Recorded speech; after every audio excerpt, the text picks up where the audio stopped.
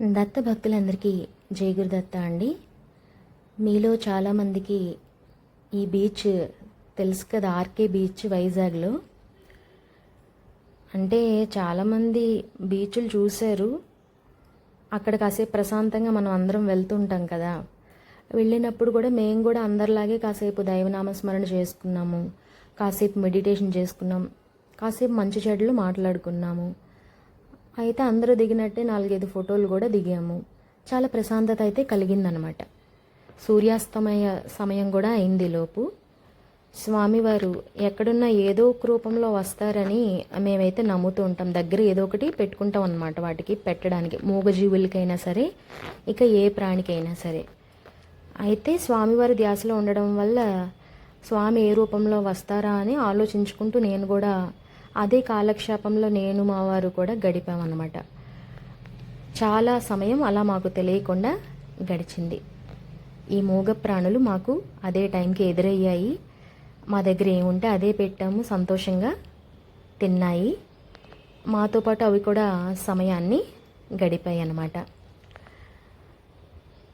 మనం మంచి విషయాలు మాట్లాడుకునేటప్పుడు మీలో చాలామంది గమనించి ఉంటారు, మనకి పాజిటివ్ వైబ్స్ అనేవి మన చుట్టూ ఉండడం. చెప్పాను కదండి, అందరిలాగే ఒక 4-5 ఫోటోలు దిగామని.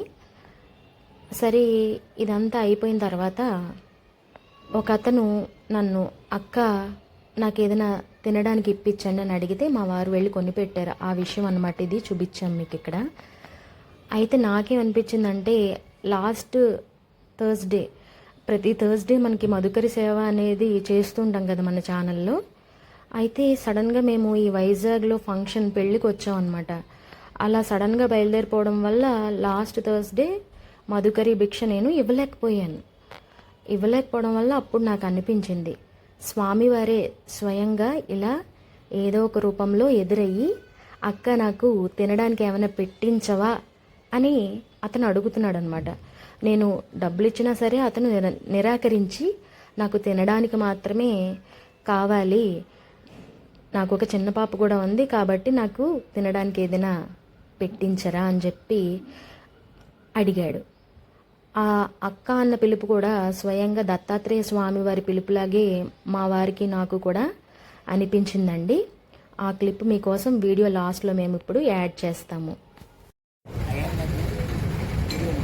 Fried rice